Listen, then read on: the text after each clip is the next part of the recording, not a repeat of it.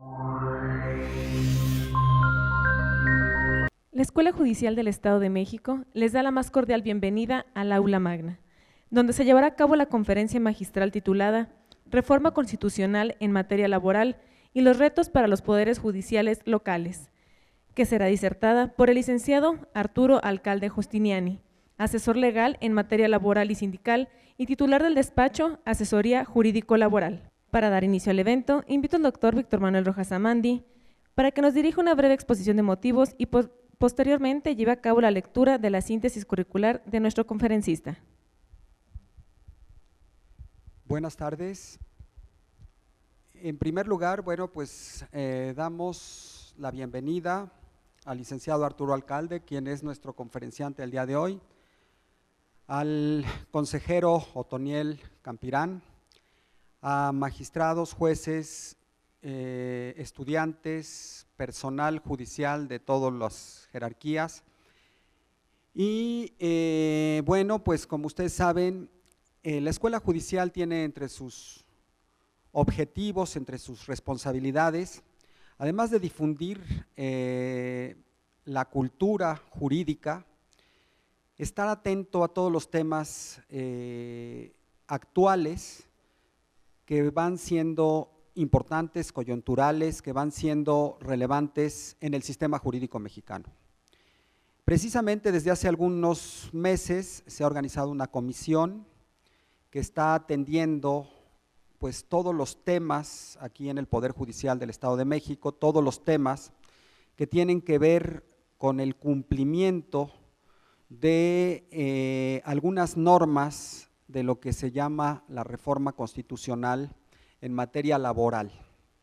Dentro de ellos, el Poder Judicial o los poderes judiciales locales deben dar cumplimiento a algunas de las disposiciones y por lo mismo en este contexto de los retos que presenta para los poderes judiciales locales la reforma en materia laboral, es como hemos invitado al licenciado Arturo Alcalde Justiniani, quien es uno de los principales expertos en la materia, ha sido asesor en temas laborales, tanto para el Senado como para otros órganos importantes.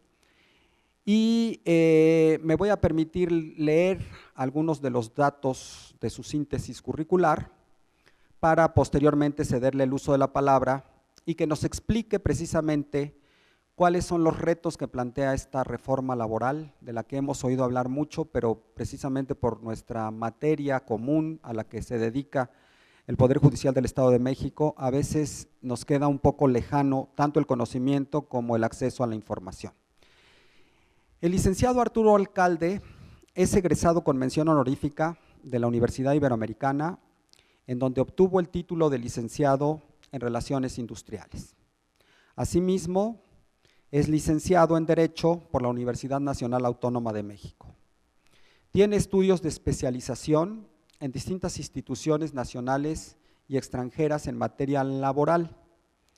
Ha dedicado su actividad profesional por 40 años a la asesoría legal y actividades académicas en esta misma materia. Es titular del despacho Asesoría Jurídica Laboral, grupo de abogados dedicados a la asesoría en esta materia. Es asesor de distintas organizaciones gremiales, tanto del sector público como del privado, expositor en conferencias, foros, seminarios y talleres en diversas instituciones, colabora en una de sus actividades más importantes en la Red Trinacional de Abogados Laborales, Canadá, México, Estados Unidos, por lo que conoce entonces muy bien pues cómo se estructura la organización de la justicia laboral en nuestros dos vecinos países del norte. Es miembro del comité directivo de la International Labor Rights Forum, organización internacional que promueve los derechos laborales en diversas partes del mundo. Participó en la comisión elaboradora del proyecto de Ley Federal del Trabajo en la Secretaría del Trabajo y Previsión Social durante los años 2000 y 2002. Es articulista del periódico La Jornada en temas de esta misma materia de derecho al trabajo. Ha sido Premio Nacional del Periodismo 2009 en temas nacional reforma laboral, coautor de diversos textos en materia laboral, especialmente orientados a temas de libertad, democracia sindical, contratación colectiva y transparencia sindical.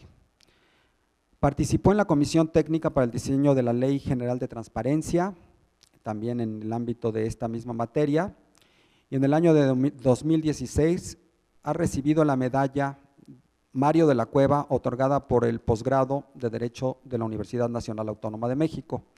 Sin mayor preámbulo, dejo en uso de la palabra a nuestro invitado para que sostenga su disertación. Arturo, por favor.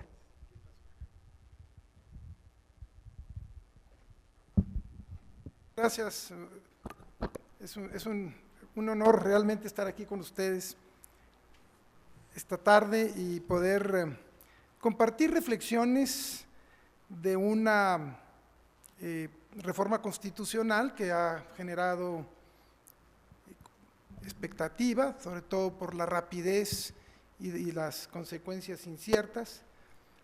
Pero antes que nada, pues el agradecimiento a la escuela, el agradecimiento al licenciado Otoniel Campirán, al doctor Víctor Manuel Vicente Rojas, a la escuela judicial que confirma el gran prestigio que tiene en el contexto de las instituciones judiciales del país. Yo quisiera dividir la reflexión básicamente en dos bloques. Uno, relacionado con los antecedentes, hacer una especie de recorrido rápido a los antecedentes de las reformas laborales que hemos vivido en nuestro país. Y en segundo lugar, acercarnos particularmente a esta reforma que inició su vigencia pues hace unos cuantos días, en febrero de este año.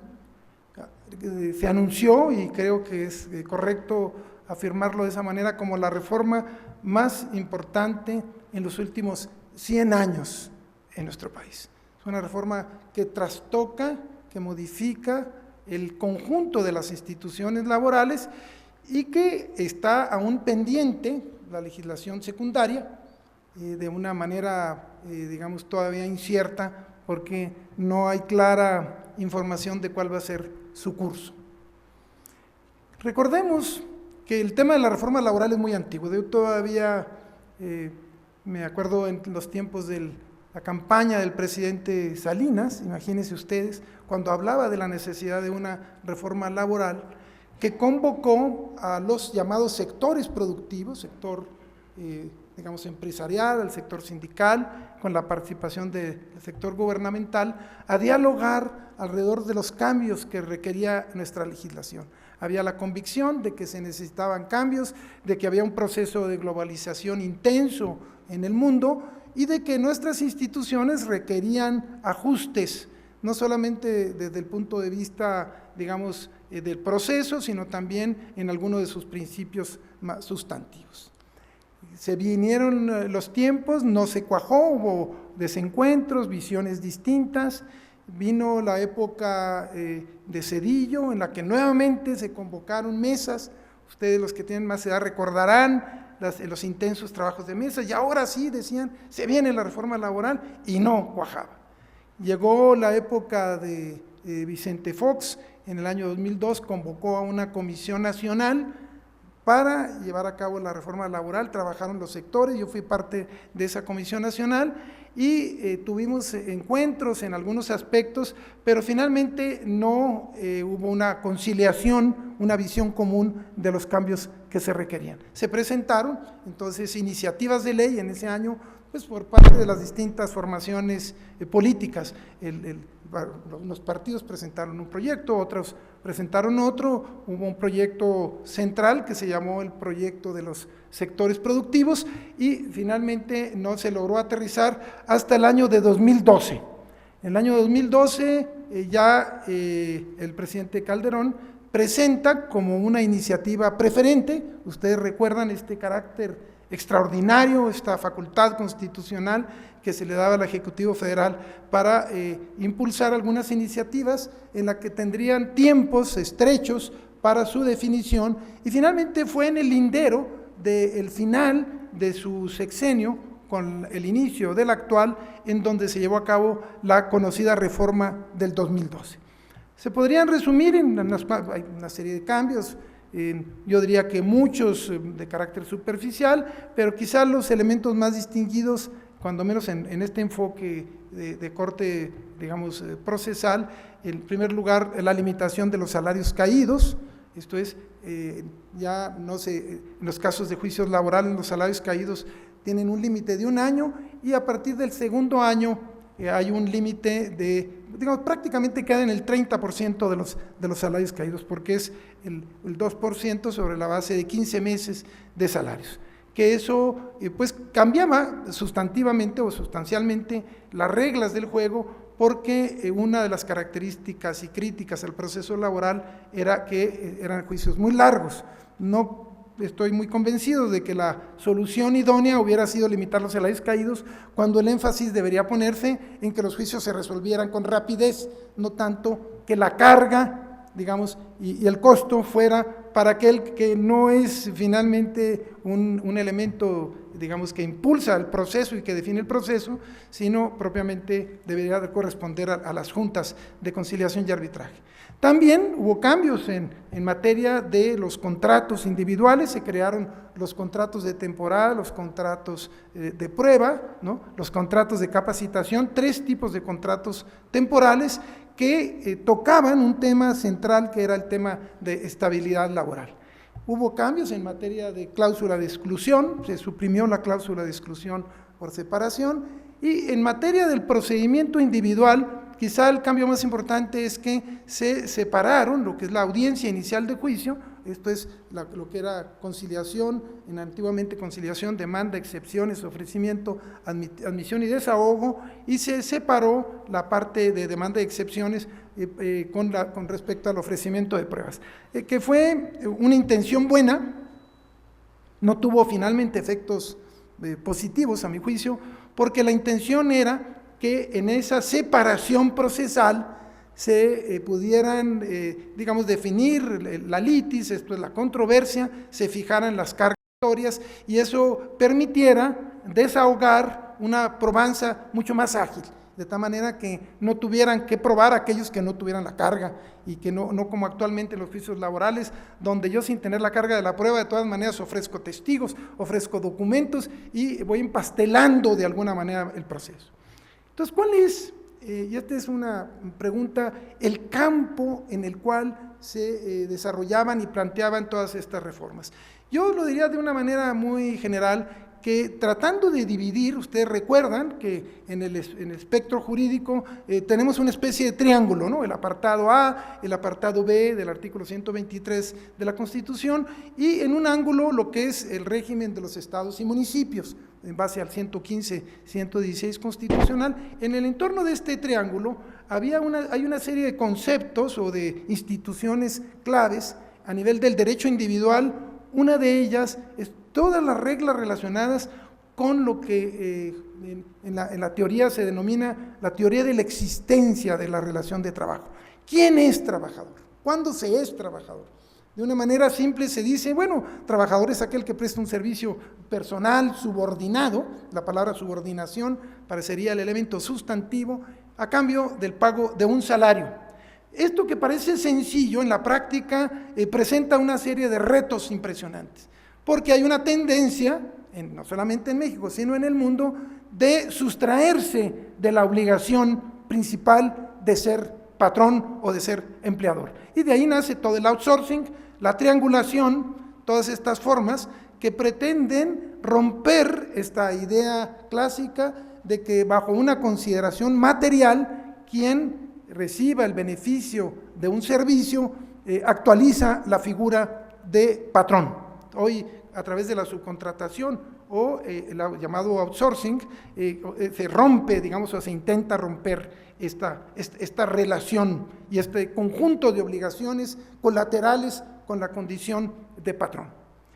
También un terreno de controversia es todo lo que es la teoría de la duración. Esto es, el trabajo deberá considerarse permanente cuando la materia que da origen al trabajo es también permanente. Esto es, es la materia de trabajo la que manda, no es el contrato temporal. Podemos firmar un contrato por obra y tiempo determinado y no tendría valor si en el fondo la relación de trabajo es de carácter permanente. Y hay un tercer aspecto que tiene que ver con el derecho individual que se relaciona con la clasificación. ¿Cuándo se es trabajador de base? ¿Cuándo se es trabajador de confianza? Pareciera un problema menor, pero es importante. Hay muchas instituciones donde la regla general se ha convertido en la excepción. Hay más empleados de confianza que trabajadores de base, como hay otros lugares donde hay más trabajadores por honorarios que trabajadores sujetos a una relación laboral ordinaria. Hay una tendencia a ir trastocando estas instituciones.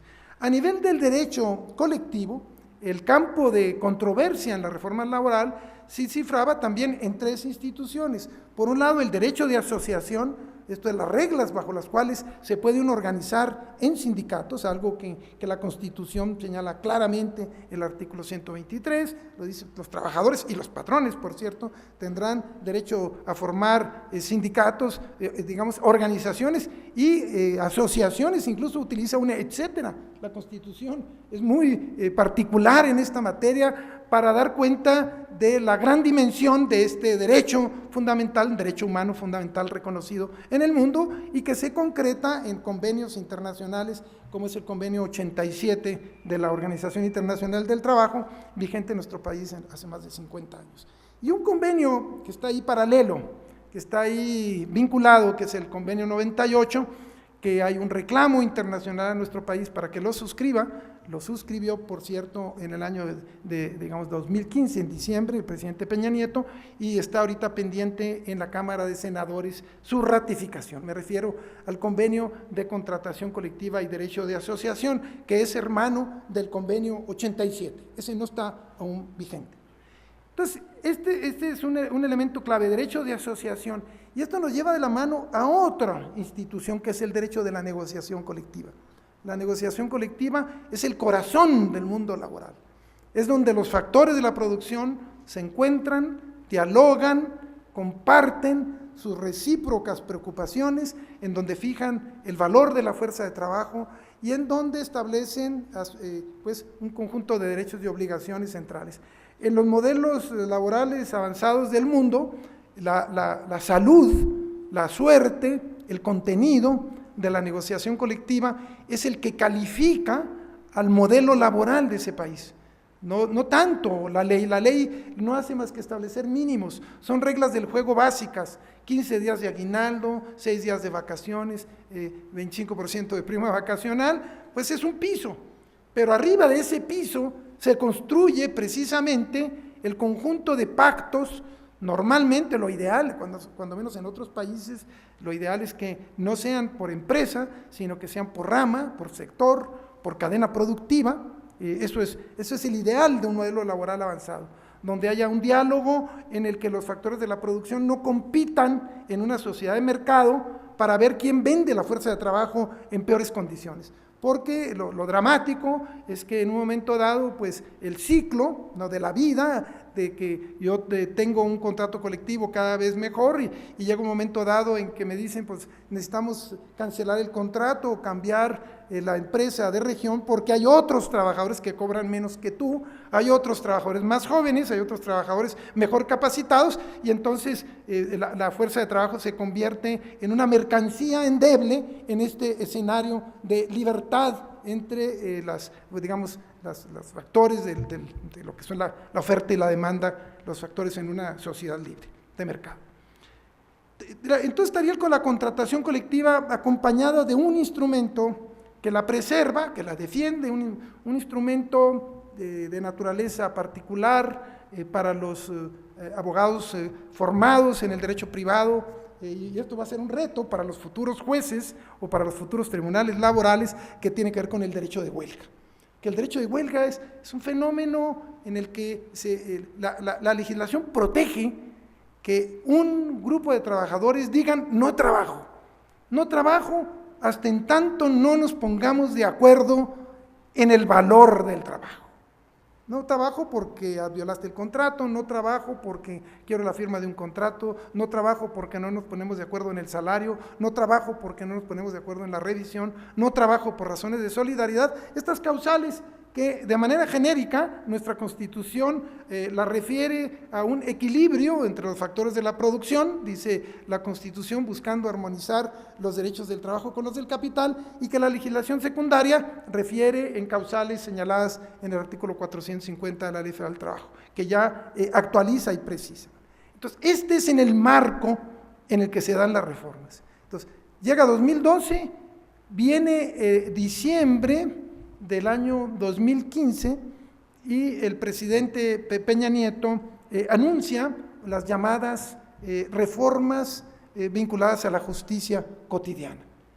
Yo diría que una idea muy positiva, una idea que generó un gran interés, porque no solamente se refiere a temas laborales, se refiere a temas civiles, a temas familiares que son muy importantes, y plantea una idea excelente que señala que el derecho, sobre todo lo que es la impartición de justicia, tiene que aterrizar en la vida cotidiana de la gente. Los problemas que tenemos de poder obtener una copia certificada, obtener un divorcio, una patria potestad, en fin, la adopción, muchos fenómenos que en la práctica finalmente tienen difícil instrumentación, y lo que plantea el Ejecutivo Federal es que hay que generar una consulta nacional y un diálogo para, digamos, acercar este sentido de justicia a la vida cotidiana de la gente. Y por eso se habla de la justicia cotidiana. Y una de sus ramas es el derecho laboral. Y encuentran ahí, en la consulta, una serie de preocupaciones. Primero, la preocupación de que los juicios laborales eran muy largos, duran 2 años, duran 1 año, duran 3 años, empiezan a plantear una serie de informaciones impresionantes. ¿Cómo se puede admitir que un trabajador que vive de su trabajo, ¿no?, pueda esperar 2 años o 3 años para ver si es reinstalado? Esto que carece de todo sentido. ¿Cómo se puede contemplar un carácter reparador de la ley después de 3 años, cuando yo tuve que haber transitado por otras sendas en la vida, cambiándome de empleo o de localidad, pero es imposible que 3 años después regrese y diga, pues aquí vengo a reincorporarme al puesto que ordinariamente venía desempeñando? Entonces se planteó una serie de problemas en el CIDE, fue este Centro de Investigación de Docencia Económica, fue convocado para estas tareas de consulta, y se crearon mesas cuya conclusión, una de las conclusiones, fue que era necesario modificar el sistema de justicia laboral, que había reclamos muy fuertes de lentitud, de corrupción, y yo diría de un elemento que no fue muy explícito en el discurso gubernamental, que tenía que ver con su dependencia del Poder Ejecutivo. Esto es, que las juntas de conciliación y arbitraje, si bien desde el punto de vista formal son tripartitas, cosa que suena muy bonito, son 3 voluntades que concertan, 3 voluntades que se entienden, en realidad prevalece la voluntad del tercero en discordia. Esto es, el tercero, que es la voluntad del Estado. Cuando se trata de juntas locales, pues dependientes del Poder Ejecutivo, y cuando se trata de las juntas federales, a su vez del Poder Ejecutivo en el orden federal, ya sea a través del propio presidente o del secretario de Trabajo, dependiendo de cada una de ellas. Y entonces había un cuestionamiento en varios órdenes, decíamos, lentitud, corrupción y dependencia, digamos, del Poder Ejecutivo. Y uno de los cuestionamientos de fondo es que en un régimen de Estado de Derecho la división de poderes es fundamental, y las juntas no podían depender del Poder Ejecutivo, sino que deberían depender del Poder Judicial, quien es al que le corresponde propiamente, pues, la administración de justicia, ¿no? Entonces se planteó este tema, no fue fácil, hubo muchas voces encontradas, pero un buen día, en el mes de abril del año pasado, por distintas causales, hay toda una reflexión alrededor de qué fue lo que motivó esta noticia repentina de que se presentaba una iniciativa de reforma constitucional al artículo 123 y que se planteaban distintas modificaciones.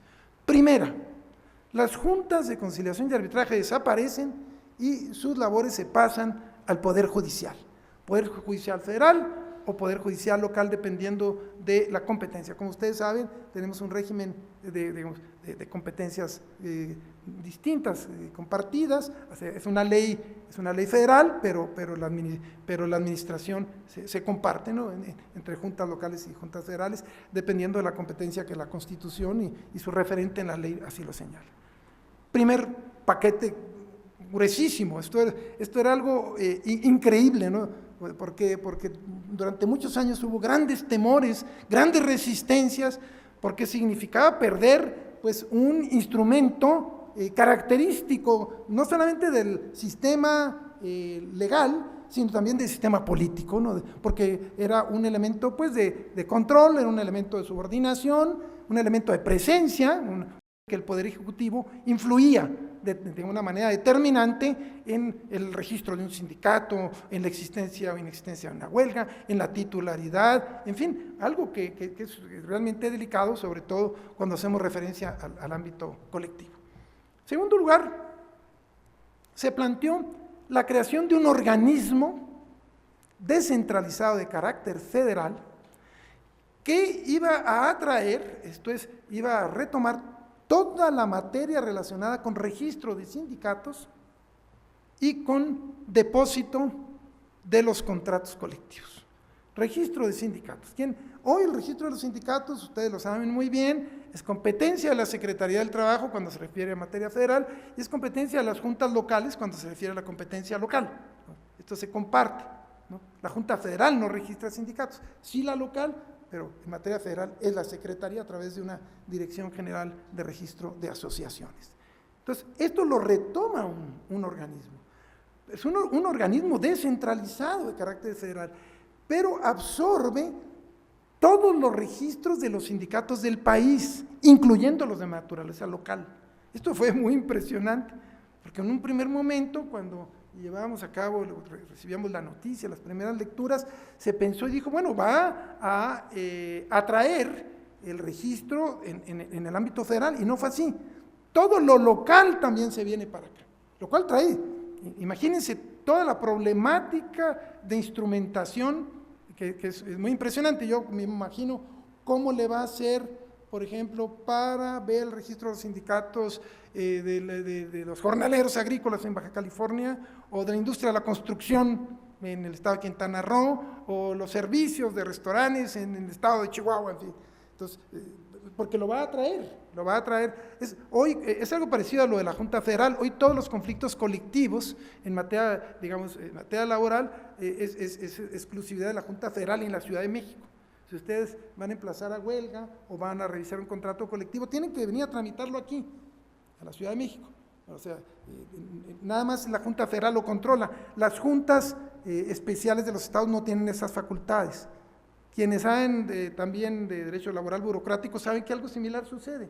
Si uno lleva un juicio en materia burocrática federal, tiene uno que venir al Tribunal Federal de Conciliación y Arbitraje acá en México. A mí me corren en Zagarpa, en Jalisco, y si quiero llevar una demanda, pues tengo que contratar a un abogado en la Ciudad de México y llevarlo a cabo dentro de las salas que operan hoy aquí en Diagonal 20 de noviembre, ahí es donde está este Tribunal Federal de Conciliación y Arbitraje, algo similar. Entonces, un organismo. Pero lo curioso de este organismo descentralizado es que hay una tercer cambio, y es la importancia que se le da a un nuevo tipo de conciliación. La conciliación, dice la reforma constitucional, se convierte en un proceso obligatorio, no obligatorio en cuanto a que concilien, pero sí obligatorio en cuanto a su desahogo procesal. Esto es, yo necesito ir a la instancia de conciliación antes de ir a juicio. Y la pregunta es, ¿quién se encarga de eso? Bueno, en materia federal se encarga el mismo organismo descentralizado que tiene la función de registro de sindicatos y de depósito de contratos colectivos. Ese se desdobla y es competente para la conciliación.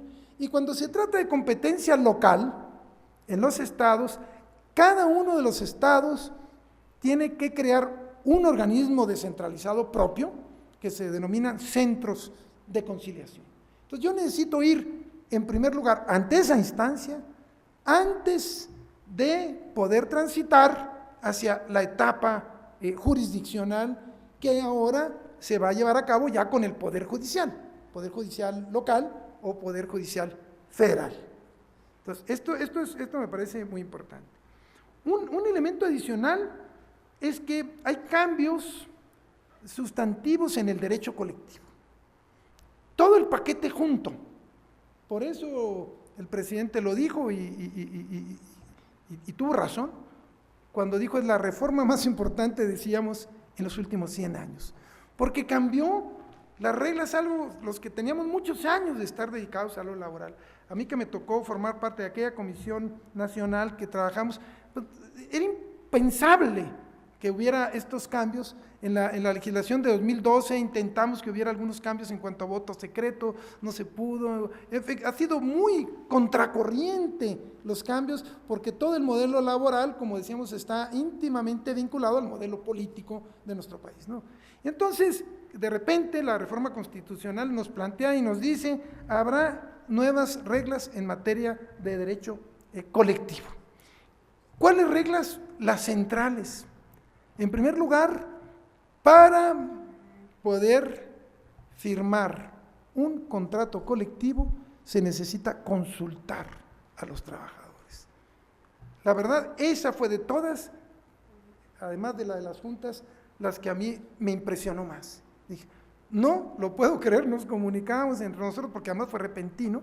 Dios, ahora se consultará a los trabajadores. Imagínense cómo trastoca una regla que en México es casi de oro, y es que los contratos colectivos se celebran pues, por voluntad de los empresarios. Esa es la verdad. Un empresario llega aquí a México y entonces le dicen, ¿con quién vas a firmar contrato colectivo? Si estuviéramos en otro país, pues los trabajadores se organizarían, votarían, decidirían, consultarían, entrarían las federaciones, las confederaciones, sobre todo porque en otros países están organizados más en organizaciones suprasindicales.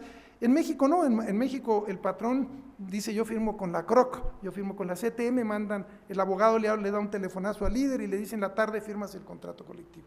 Normalmente lo firma sin chistar, porque si no firma, pues está el otro esperando firmar, y esa es la fuente, digamos, de agremiación, es lo que se llaman los contratos colectivos de protección, que se hicieron muy famosos en el mundo, en la OIT, que fueron motivo de quejas internacionales, algunas de una gran trascendencia que suscribieron las grandes centrales, como fue la queja 2694, ustedes la podrán checar en internet, nomás ponen queja 2694 OIT y verán todo el cuestionamiento de la Central Sindical Internacional, que es la central más grande del mundo, de los steelworkers, del industrial, de la FITIM, que es la Federación Internacional de los Trabajadores de la Industria del Metal, en fin, y de la propia OIT, ¿no? Que planteó diálogos con el gobierno mexicano y le dijeron, oigan, ya no es posible que los contratos colectivos pues se suscriban y se firmen por decisión de los empresarios, porque esto lo que está provocando es un abatimiento de las condiciones de trabajo.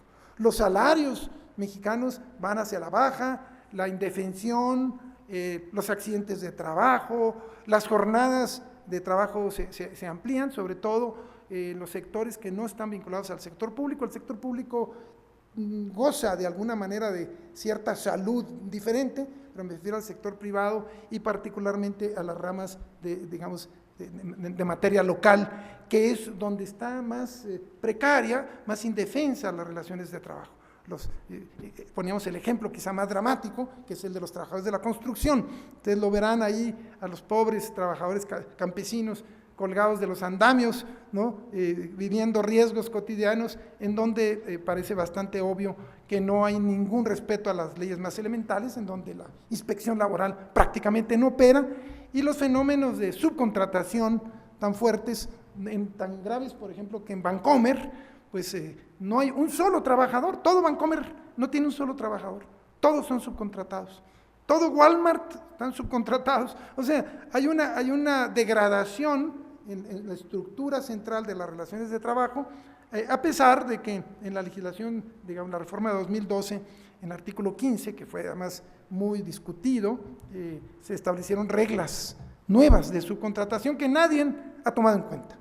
Totalmente vigente, pero nadie la aplica. Bueno, los jueces los nuevos jueces, fíjense nomás el reto, todo este andamiaje de contratación colectiva, de huelga, de criterios, van a tener que ser los que la apliquen, y la van a tener que aplicar en serio, pues como normalmente aplican los jueces en otras materias, ¿no? En las juntas todo esto pues transita por vías distintas, finalmente el contratismo de protección hace que se dé una especie de paz social o de paz laboral, un poco de mentiritas o de simulación, pero que va a, digamos, modificarse, cuando menos si se respeta esta disposición que no es la ley, que era una vieja propuesta para que se incluyera en la ley y no hubo voluntad política para incluirla en la reforma de 2012 y ahora quedó, digamos, sin tocar baranda, como dice, en la Constitución. Nomás la Constitución es una, a mí me parece una delicia, la verdad, cuando ven desde el punto de vista teórico, conceptual, ¿no?, de la doctrina laboral, ver esta reforma que nosotros, pues algunos laboralistas hemos festejado. Estamos conscientes de que una reforma de ley, pues un estadio es que haya ley, otro es que haya fuerza ciudadana, fuerza social que la respalde.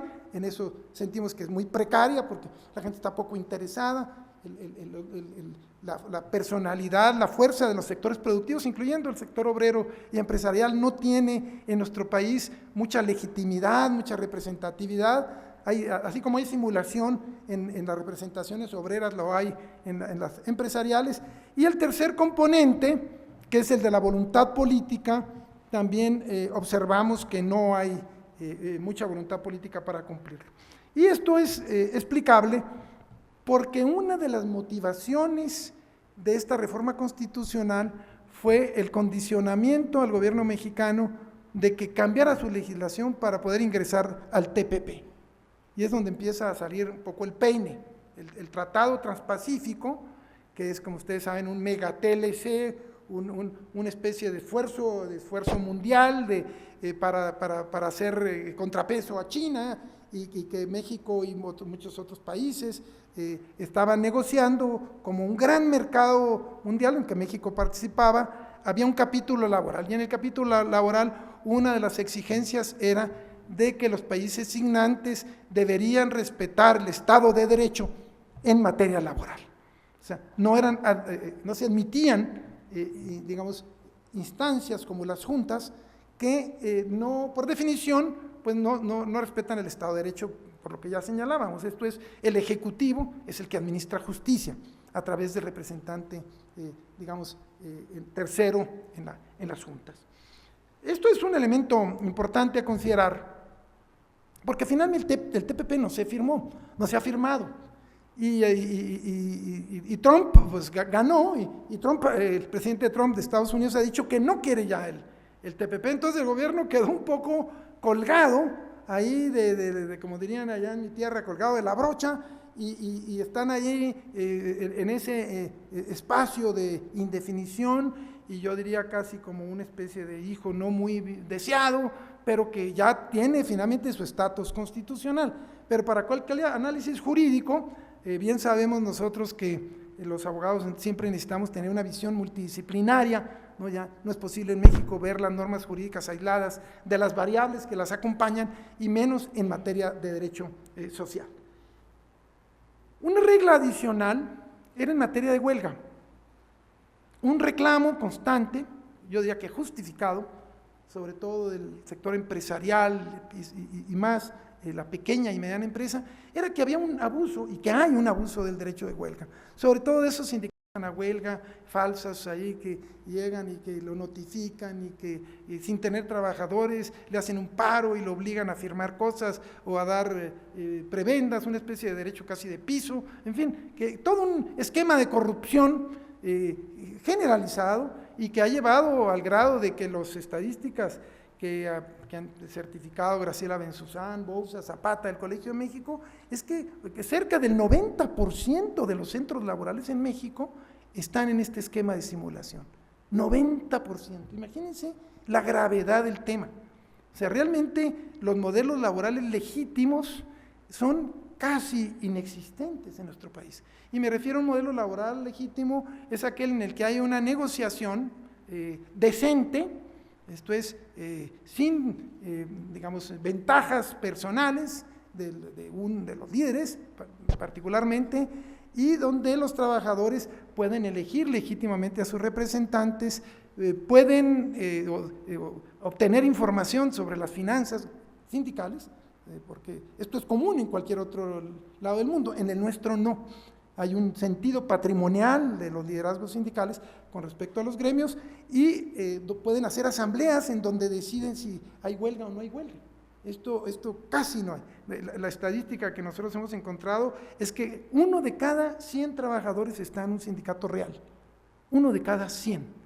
Porque hay que conciliar la estadística de tasa de sindicalización, que anda en el orden del 10-11%, con el altísimo nivel de contratos colectivos simulados. Entonces nos lleva esa combinación de variables a un resultado impresionante. Y lo menciono porque todo esto, y lo repito, tendrá que ser materia de análisis, de diagnóstico y de opinión por parte de los futuros tribunales laborales. Imagínense qué reto sobre todo porque, como veremos, conlleva la aplicación de una rama del derecho social que tiene un paradigma, tiene valores, tiene principios muy distintos a los del derecho privado. No es lo mismo ser un juez civil, con toda la dignidad y la importancia que tiene, y sin ningún afán de comparación, pero tiene otros criterios, los del derecho privado y los del derecho social. Por eso en México pues, los tribunales agrarios se han distinguido, por eso los tribunales administrativos han tomado un cauce distinto, incluso los de justicia fiscal y administrativa, y los electorales, no se diga, porque se sabe que son ramas que tienen, pues, cuando menos exigencias académicas, exigencias doctrinarias, de manera, digamos, muy distintas unos de otros. Termino en el tema del contenido. Un elemento que plantea esta reforma y que fue diseñado en la etapa final del proceso en la Cámara de Senadores, estábamos nosotros muy cercanos ahí a este proceso, en el que se planteó la necesidad de acudir a un instrumento concreto para dar legitimidad a los procesos laborales, que es el voto secreto. Y quedó en una fracción 22 bis, algo increíble. Deberá haber voto secreto para elegir a los representantes, para resolver las controversias intergremiales, que también será competencia de los tribunales laborales, y para firmar un contrato colectivo. 3 procesos: firma, conflicto interno, acceso a la contratación colectiva. Debe haber voto secreto y personal. Imagínense, esto es algo increíble, cuando menos desde el punto de vista de paradigma democrático, de comportamiento cultural, y además de retos en el detalle procesal para su instrumentación. ¿Qué retos trae ya en lo más práctico? Yo diría 2 cosas más. Una, el análisis de los artículos transitorios de la reforma constitucional. En primer lugar, nos dice, son 6 transitorios, pero 5 son los que tienen, digamos, mucho más sustancia, y nos dice, en el término de un año, el Congreso y la legislatura deberán realizar las adecuaciones legislativas que correspondan para dar cumplimiento a esta reforma. Un año, contados a partir de ¿cuándo? Del 24 de febrero, a partir del 25, un año para instrumentar. ¿Qué? Lo que es explícito en la norma constitucional es el andamiaje normativo. Esto es, el Congreso de la Unión, en la competencia, y los congresos, la legislatura de los estados, en la propia, deberán diseñar las normas que les corresponda para ajustar el cumplimiento, digamos, y adecuar esta reforma constitucional. Entonces hay un año para la reforma legislativa. Posteriormente, nos dice una segunda norma, dentro de ese año deberá designarse al titular del organismo descentralizado de carácter federal. Deberá designarse, que es importantísimo, adquiere una gran importancia, al grado tal de que las reglas para su designación son similares a las de los titulares de los órganos autónomos constitucionales. O sea, duran 6 años, tienen inamovilidad, en fin, son designados por una terna presentada en el Senado, en fin, de una jerarquía muy importante. Ahorita todavía se discute que si, como es el organismo descentralizado, tiene características de autonomía, pero no de una autonomía constitucional, no como la del INE, no como la del IFE, en fin, no como estos órganos, sino, o los de transparencia o los electorales, sino digamos, una autonomía relativa, pero habla de órgano descentralizado con características de autonomía, etcétera, y una serie de principios. Transparencia, legalidad, etcétera, que ahora es muy común repetir esta cadenita de atributos, digamos, ¿no? Este organismo, el titular, deberá ser electo en el término de un año. Entonces queda por un lado ahí de que en un año tienen que suceder estas cosas. Un segundo elemento de instrumentación en los transitorios es que nos señala que en tanto se instituyen las juntas, ¿no? Se continuarán atendiendo por las propias juntas de conciliación y arbitraje, en tanto se instituyen estos órganos nuevos, serán atendidos por las juntas, sin precisar con exactitud, ahí hay muchas opiniones, en cuánto tiempo tienen que pasar de las juntas a los juzgados o estos tribunales laborales. Y hay que acostumbrarnos a llamarles tribunales laborales porque la iniciativa nos hablaba de tribunales o juzgados laborales. Entonces muchas veces hablamos de tribunales o juzgados, ya la reforma quedó diciendo tribunales laborales, ya no se habla de juzgados laborales. Nosotros en un primer momento pensamos, bueno, la intención del legislador, ¿cuál será? Y nos pusimos a revisar y nos dimos cuenta que en la legislación internacional comparada, derecho comparado, en realidad en Chile, en Argentina, en otros, les llaman tribunales y son órganos unipersonales. O sea, no es necesariamente porque momentáneamente pensamos que iban a ser colegiados, como cuando uno habla de un tribunal colegiado, en fin. No, pueden ser unipersonales, o sea, pueden ser jueces, pero se les llamará tribunales laborales. Entonces, otra regla es que los asuntos deberán resolverse conforme a la ley de origen, esto es, conforme a la Ley Federal del Trabajo, si el conflicto se dio en la competencia de antes de 2012, con esas reglas, con las reglas después de 2012, o con las reglas de la nueva etapa de tránsito hacia los tribunales laborales. Entonces existe la posibilidad de que los juicios se resuelvan con 3, digamos, legislaciones aplicables. Esto es fuerte, cuando menos fuerte para los tribunales. Van a tener que ser, yo creo que la escuela judicial va a tener que trabajar mañana, tarde y noche, yo no sé, porque van a tener que tener una formación tridimensional, cuando menos, para poder identificar las etapas procesales, etcétera. Es un reto interesantísimo, por otro lado muy complejo, si ustedes quieren, pero de una transición de importancia social y política bueno, impresionante. No digo que inconmensurable, porque sería una exageración, pero sí muy trascendente, si hay voluntad política para lograrlo, porque esa es siempre la gran incógnita, ¿no?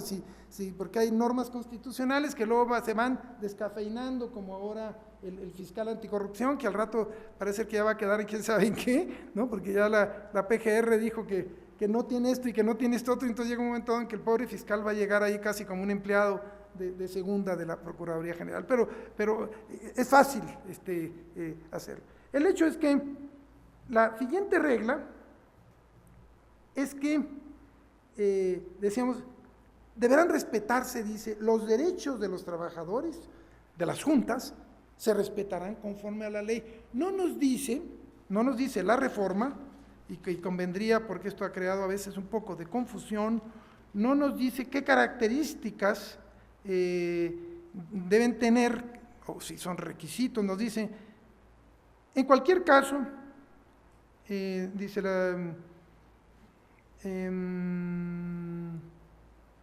en cualquier caso, los derechos de los trabajadores que tienen a su cargo la atención de los asuntos, a que se refiere el primer párrafo del artículo 3, se respetarán conforme a la ley. Esa es la fórmula. No nos dice cuántos pasan, no nos dicen si deben tener experiencia. Bien, ese es un tema, es un gran tema, porque los empleados de las juntas dicen, ¿y nos vamos a ir nosotros para allá? ¿Quiénes nos vamos a ir? No está fácil, porque hay una variable condicionante, siempre una gran variable, un gran elector, un espíritu, ¿no? Que es el de la Secretaría de Hacienda o el presupuesto, ¿no? Que todo lo condiciona. Y que obviamente se plantean una serie de controversias. Se van a agotar los asuntos a nivel de las juntas y empezarán los nuevos tribunales con sus nuevos procedimientos de manera separada. Todo parece indicar que no se quiere que transite así por razones presupuestales, porque sería sostener paralelamente esas dos instancias, presupuesto para que las juntas sigan y presupuesto para que los nuevos tribunales nazcan y se fortalezcan. Todo indica que no va por ahí, pero cuando se empatan, en cuánto tiempo, ya ahí hay muchas, digamos, consideraciones y observaciones. Algunos, y ahorita estamos en etapa de propuestas, y es una etapa muy interesante para ustedes y para la Escuela Judicial, porque es una etapa en la que hay mucha confusión, en la que hay varios grupos trabajando la legislación secundaria. Por un lado está la Consejería Jurídica de la Presidencia, está un grupo trabajando, por otro lado está la Corte, el Consejo de la Judicatura, y por otro lado la Secretaría del Trabajo tiene también ahí su grupo, y bueno, no está claramente definido quién tiene mano, aunque yo me imagino que será el Ejecutivo Federal, como es común, pero ¿cómo diseñar esta nueva normatividad?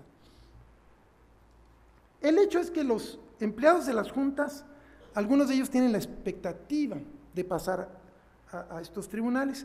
Algunos dicen, no nos van a permitir. Algunos consejos de judicatura de los estados han dicho, no, nosotros no vamos a permitir la entrada, salvo aquellos que cumplan con los requisitos, vamos a hacer exámenes de oposición. Algunos hablan de exámenes de oposición abierto, otros hablan de exámenes de oposición cerrado.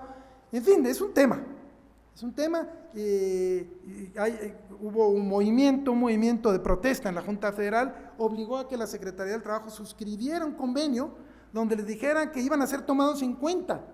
Pero bueno, ese convenio tiene una aplicación de carácter federal, no de carácter local. Pues lo local nadie lo puede tocar porque pertenece al ámbito, digamos, autónomo de los estados. Entonces hay como dos dinámicas, ¿no? Y muy interesante porque, insisto, se trata de una ley nacional general, pero de una aplicación diferenciada, ¿no? Entonces, está este tema de las juntas, está el tema de la transparencia, y nos lleva pues al último punto.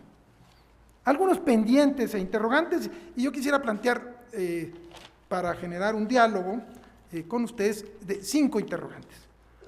Uno, la interrogante del nuevo proceso laboral, porque el hecho de que haya una instancia de conciliación obligatoria, el hecho de que haya reglas distintas en huelga, reglas distintas en negociación colectiva, reglas distintas en el voto secreto, reglas distintas en sindicatos, reglas distintas en los depósitos, pues casi nada, ¿no? Conlleva a que necesariamente haya una nueva ley laboral en el campo, sobre todo particularmente procesal. Y ya se habla de un Código Nacional de Procedimientos Laborales, que ya se ha incluso, digamos, comentado como un lugar común, ¿no? Tema que antes no era tan claro, había toda una controversia de si la ley debería estar separada de lo sustantivo de lo adjetivo, en fin, pero hoy pareciera que la voluntad camina por esa senda. Entonces, se va a crear un nuevo código procesal.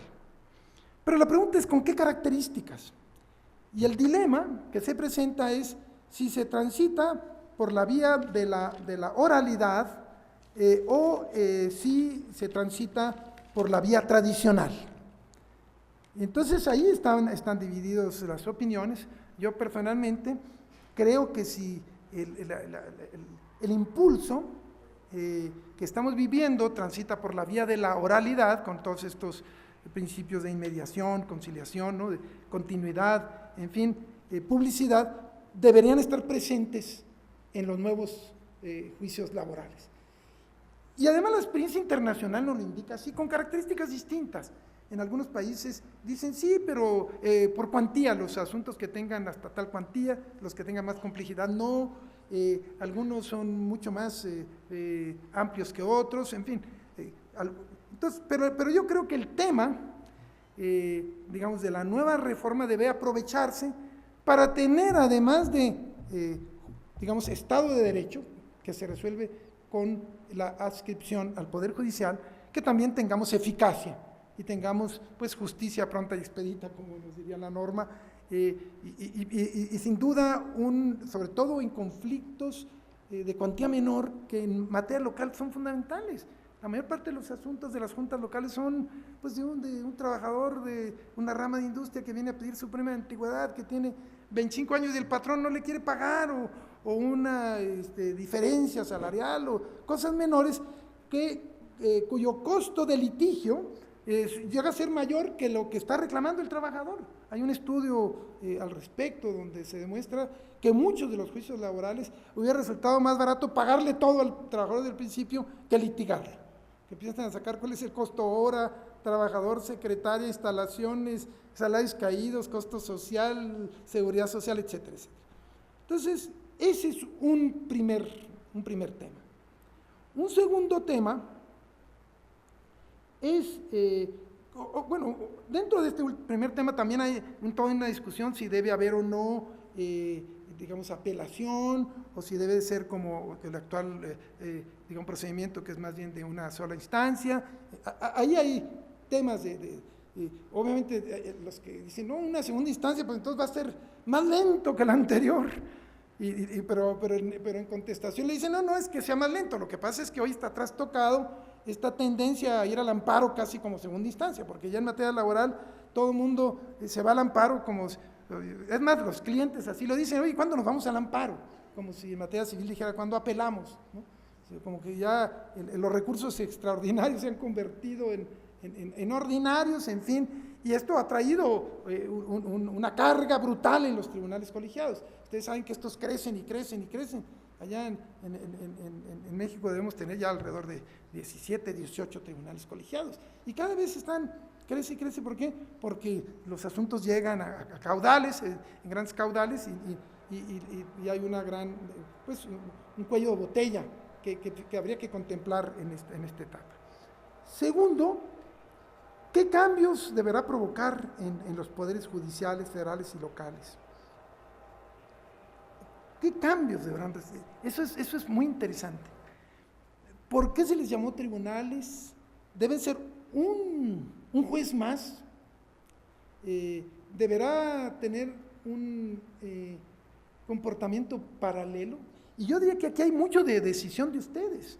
Entonces eso no le corresponde, digamos, ni siquiera a la ley como tal. Está claro que sí está escrito al Poder Judicial local, pero ya es parte de la, digamos, decisión autónoma. Él sí se le da un tratamiento paralelo. Esto es, por acá están los juzgados y por otro lado, por aquí está el tribunal. Esto habría que analizar si los componentes, las exigencias, insisto, las exigencias de naturaleza social. Yo me imagino el grupo de trabajadores afuera protestando por la declaración de inexistencia de huelga, ¿no? por el recuento, no estamos hablando de una persona física que reclama que, ¿no?, el divorcio, que a veces ustedes saben que en derecho familiar hay algunos pleitecillos ahí que luego son muy ostensibles.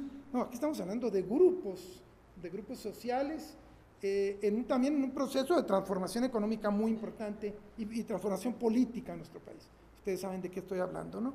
Entonces, en este entorno de transición democrática, de cuestionamiento del modelo económico, de cuestionamiento internacional a todos nuestros componentes salariales, el propio Trump está diciendo que se pagan muy malos salarios en México, y una de sus exigencias que lleva a la negociación del TLC es que se pague más aquí, que si no se vale, dice que les paguen tan poquito, porque entonces se vienen para acá, ¿no?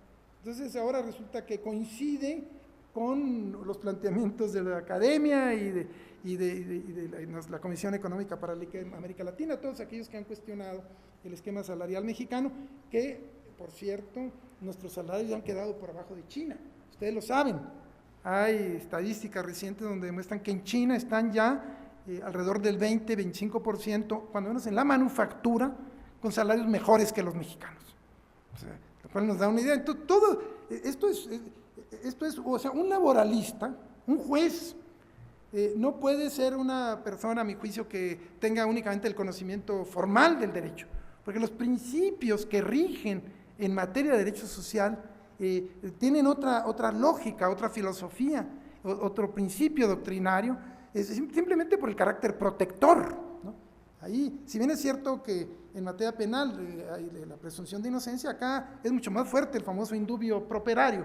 O sea, en caso de duda se estará lo que diga el trabajador, y tú tendrás que proteger, sustituir, apoyar a la clase social débil frente a la fuerte. Entonces, el juez debe tener toda esa, digamos, visión que digamos, trasciende a la formación tradicional.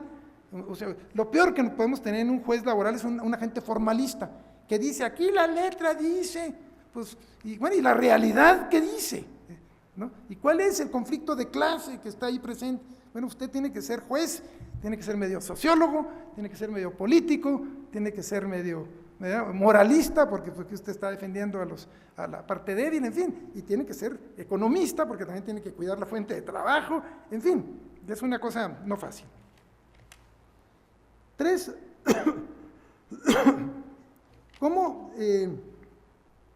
¿Cuáles son las necesidades presupuestales? Y hay que empezar a hacer cuentas. Y ahí está, y la impresión que da es que no se han puesto las pilas los gobiernos, sobre todo locales, en materia de necesidades presupuestales, porque va a traer necesidades no solamente en el plano físico, en las contrataciones, sino toda la inversión en la formación. Qué maravilla que exista esta escuela, ¿no? Que yo estoy muy impresionado, la verdad. Había oído hablar muy bien de la escuela, pero ahora que vi todo lo que hacen, la verdad que me voy así, pues muy contento de que haya en nuestro país una escuela judicial como esta. Pero qué padre, porque esto abre el espacio para que no les resulte a ustedes extraño el tener seguramente toda una nueva área de judicatura laboral, ¿no? Donde van a tener ya el andamiaje, ya el método, ya la instrumentación para que no solamente resuelva los problemas de la Ciudad de México, digo, del Estado de México, sino también seguramente tomar cierto liderazgo en otros estados que andan muchos como perritos sin dueño, la andan así preguntando, no, pues que habla con el consejo y uno habla con un funcionario y le dicen una cosa y el otro le dice otra. Lo que nos demuestra es que nadie tiene claridad, y es el momento de tener claridad y es el momento de dialogar con propuesta. Y venimos a platicar y tenemos propuesta de que los juicios sean orales por tales y tales. Tenemos estas experiencias positivas. Y venimos a platicar porque vamos a necesitar tanto dinero, si es que ustedes quieren. Y venimos a platicar para que no nos pasen los asuntos de la noche a la mañana, porque pues, lo vamos a poner ahí en un cajón, ¿no? Entonces, en fin, todo eso, sobre todo tomando en cuenta, decíamos que el gobierno, el Ejecutivo Federal llevó a cabo esta reforma pues, de manera atrabancada por motivaciones pues, complejas, ¿no? Importantes, como lo de la firma del TLC. Y finalmente, todo el tema colectivo trae consigo toda una agenda. ¿Cómo se va a instrumentar la consulta a los trabajadores para la firma de los contratos colectivos. Nosotros tenemos una mesa de trabajo con un grupo de académicos y la Fundación Friedrich Ebert, nada más para discutir ese tema, ahí con gente del Colegio de México y con gente de la UAM, en fin, y la verdad han salido toda una agenda de interrogantes. ¿Cómo se va a consultar? ¿Cómo se instrumenta el voto secreto para ver quién firma un contrato colectivo? Hay una iniciativa en el Congreso del Ejecutivo que la presentó junto con la Constitucional, pero esa ya perdió vigencia. Pues es interesantísimo. Las bases bajo las cuales se presentó nada tienen que ver con la reforma constitucional. O sea, la reforma constitucional bloqueó, modificó algunas de las bases de esa iniciativa de ley. Por ejemplo, esa iniciativa plantea que la consulta a los trabajadores es a través de tarjetas de cómputo. Los trabajadores con una tarjeta de cómputo, llega a inspección, se las da, la puede meter las puede mandar en vía electrónica, o la tarjeta va y vota y lo entrega a la oficina. Una locura, una verdad. Bueno, lo copiaron de los Estados Unidos y particularmente de Canadá, pero en Canadá es otra historia, ¿no? Allá los sindicatos se registran con la firma del señor obispo de la localidad o de 3 o 4 personajes de prestigio en la comunidad, ¿no? De que tengan, ¿no? Reconocimiento moral, y con eso se da no necesitan notario público, vale más esas firmas de esos personajes de la comunidad que, digamos, notarios o actuarios, etcétera. Entonces, esa propuesta que está en la iniciativa deja de tener vigencia y entonces se presenta un nuevo reto y todo el derecho colectivo está por verse. ¿Cómo va a operar el depósito? ¿Qué reglas debe tener ese organismo descentralizado? ¿Qué vinculación va a tener ese organismo descentralizado con el Poder Ejecutivo? Algunas organizaciones gremiales están señalando que quieren que este organismo descentralizado tenga un órgano de gobierno tripartita, es una propuesta ahorita de la CTM, mucha gente estamos en contra, decimos de volver al tripartismo, pero ahora peor, ahora resulta que arriba, ¿no? Cuando no tiene nada que ver, porque ¿qué tiene que ver una representación patronal con el registro de un sindicato?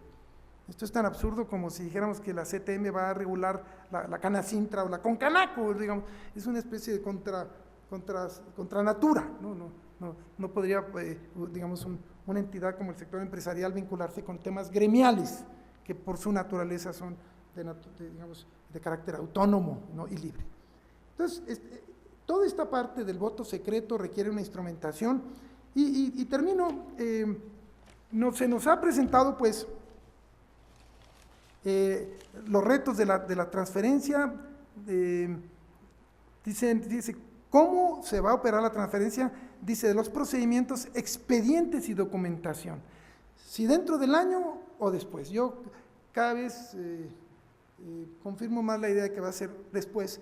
¿Por qué? Porque ya estamos ya terminó el periodo de sesiones del Congreso, vamos a empezar en septiembre, bueno, van a empezar en septiembre, es obvio que son meses difíciles, vienen presupuestos, y la turbulencia política que ustedes conocen mejor que yo, va a permear en todos estos temas que no son de ninguna manera asépticos, que no son de manera, digamos, diferentes de las variables políticas, y que obviamente van a permear.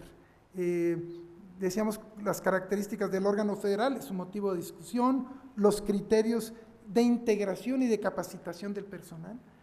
¿Cómo capacitar a esos jueces? A mí me parece que va a ser un gran reto. ¿Cuáles? Los que vengan de las juntas o no vengan de las juntas, o los que sean partes del Poder Judicial que ya está. ¿Qué efectos sociales y políticas tendrá en todo el modelo laboral, en la cultura del trabajo, en los rasgos de la futura contratación colectiva? En fin, una parte muy interesante. Yo concluyo diciendo, quien le corresponda el privilegio de ser juez en esta materia, pues va a tener un privilegio desde el punto de vista personal, profesional, social, porque puede darle, si hace una aplicación responsable de su papel, pues un nuevo rasgo, una nueva tendencia al derecho laboral, que es una materia que se ha mantenido allí como secundaria, como escondida, como intocable, cuando es esencial, ¿no? Todos vivimos de nuestro trabajo, todos somos de alguna manera trabajadores, unos con cuello dicen más blanco que otro, pero a veces nos damos cuenta de nuestra debilidad, nuestra precariedad cuando nos corren, ahí sí nos damos cuenta que feo se siente y que somos débiles y que tenemos que protegernos frente al trabajo, frente a la estabilidad del empleo, frente a la salud, frente al retiro, frente a todos los males de Dios que a veces nos hacen pues, precarios y débiles y que solamente a través de un modelo laboral sustentable logramos la previsión y la protección adecuada. Muchas gracias. Queremos agradecer al maestro Arturo Alcalde sus palabras tan claras que nos ilustran, pues primero cuál es toda esta trayectoria que han seguido las reformas, las grandes reformas en materia laboral y cómo trompicadamente hemos llegado a una reforma fundamental, la más importante, como bien lo señala él, que se ha hecho en 100 años, al derecho del trabajo revolucionario, que pues tenía unas características muy particulares. Algo que es importante entender el contexto internacional, pues digamos que motiva, que incentiva al gobierno federal plantear esta reforma. Luego se trunca lo internacional, entonces pues nos quedamos con el tema estrictamente nacional, pero bueno, pues algunos temas internacionales están pendientes en la agenda, esperando a que las incertidumbres del gobierno de los Estados Unidos empiecen a resolverse, a esclarecerse. Y luego, cómo aterrizamos al contenido y todo lo que queda pendiente. O sea, prácticamente parecería, a veces como nos lo pintan las autoridades, que todas las preguntas están resueltas. Sin embargo, él nos muestra en este punto que no, hay muchos temas que están abiertos y temas que en el detalle son fundamentales para la viabilidad de la aplicación exitosa de la reforma constitucional, que pueda lograr a que los objetivos que tiene de fondo este proyecto, pues felizmente se puedan aterrizar en la práctica pues de la sociedad mexicana. Aquí, desde luego, como bien dicen en la pedagogía moderna, como bien dicen en los Estados Unidos, lo que vale más para aprender algo no es responder preguntas, es saber plantear las mismas. Planteando buenas preguntas, nosotros podemos reflexionar más y podemos avanzar en nuestras necesidades de conocimiento. Ante esta situación que nos plantea el maestro alcalde, pues abrimos en este momento un espacio de preguntas y respuestas para que podamos dialogar precisamente con nuestro expositor y cada uno de ustedes le pueda plantear desde su óptica qué es lo que le inquieta de los retos que nos plantea esta reforma en materia laboral. Gracias, buenas tardes. Mi nombre es Luis Antonio Sierra González. Yo le quisiera hacer como un comentario en relación al planteamiento de los juzgados. Yo creo que lo más conveniente aquí sería que poco a poco se fuera trayendo gente especializada de las juntas para conformar los nuevos juzgados y de ahí partir también en las asesorías a los nuevos abogados. Yo veo que aquí habemos la mayoría de abogados civilistas, casi no veo laboralistas, que es lo importante de la materia. Entonces sería importante traer a la gente de las juntas que tiene la preparación como gente que ya tiene años en las juntas. Como decía usted, no es tan fácil porque va a haber personas que no quieren acomodarse al nuevo sistema, pero bueno, es un reto que tenemos que hacer. Y la otra, pues ir preparando a la gente, y yo creo que tomar una decisión de hacer jueces especializados, así como hay jueces de ejecución, jueces de control. Para mi parecer, no sería viable traer jueces civiles, cambiarlo hasta materia laboral, sino que buscar la manera de tener una especialidad y irnos a la Junta. Yo sé que es un tema muy complejo, y es muy corta mi participación, pero bueno, es mi opinión. Gracias. Oímos más preguntas y al final se responden todas en bloque, por si se relacionan entre sí. ¿Alguien más que tuviera alguna inquietud, alguna pregunta? Por favor. Mi nombre es Edith Clavel Mañón y ante todo quiero dar infinitas gracias por esta apertura, por esta gran oportunidad de abrirnos la puerta a quienes apenas estamos induciéndonos a esta parte, a poder escucharle estas sabias y tan legibles palabras de tanta enseñanza que probablemente en no tantas clases. Yo soy una estudiante de licenciatura en Derecho, me ha costado demasiado trabajo poder emprender esta carrera, sin embargo hoy estoy feliz de escuchar todo esto y yo me desempeño en la parte de la docencia. En la parte de la docencia en una escuela donde se imparte desde nivel preescolar hasta nivel preparatoria. Sin embargo, tengo unos hijos universitarios que escuchando toda esta parte laboral, a mí me encantaría inducir a todos los jóvenes universitarios a poder, yo no sé qué parte intervenga, y perdón la ignorancia, a poderlos inmiscuir en todas estas partes, al día de mañana, que ellos sepan a qué se van a adentrar, cuáles son sus derechos, cuáles son sus retos, cuáles son sus compromisos efectivamente. Todo y la mayoría de los seres humanos firmamos un contrato laboral, sin embargo, sabemos cuánto vamos a ganar, a qué hora vamos a entrar, a cubrir una jornada de trabajo. Sin embargo, ignoramos todo este tipo de detalles, todos estos tipos de información que todos como ciudadanos deberíamos de tener. El punto número 1 sería hacer una invitación para o bien algunas conferencias para alumnos, insisto, universitarios, o bien para la gente que estamos apenas adentrándonos a esta parte, insisto, sí, a través de estas pláticas que aprendemos y de verdad yo me llevo todo, lamentablemente hay veces que no traemos en qué anotar X por muchas cosas, pero cuando nos interesa me llevo todo grabado en la cabeza, le insisto y doy 1000 gracias. Sin embargo, mi otra pregunta es, ¿cómo poder ejercer esta fuerza como trabajador hacia los patrones? Hay muchos patrones lamentablemente que existen la reforma y existen nuevas cosas y todo el mundo se sale por la tangente, todo el mundo hace cosas a escondidas lamentablemente y efectivamente, ¿quién dirige esta parte? ¿Quién la corrobora? ¿Quién se da cuenta que por necesidad muchos de los trabajadores estamos permitiendo cosas que no debemos permitir? Muchas gracias. Compañero de al lado tenía una pregunta también, por favor. Buenas tardes, soy Luis Rivera, académico.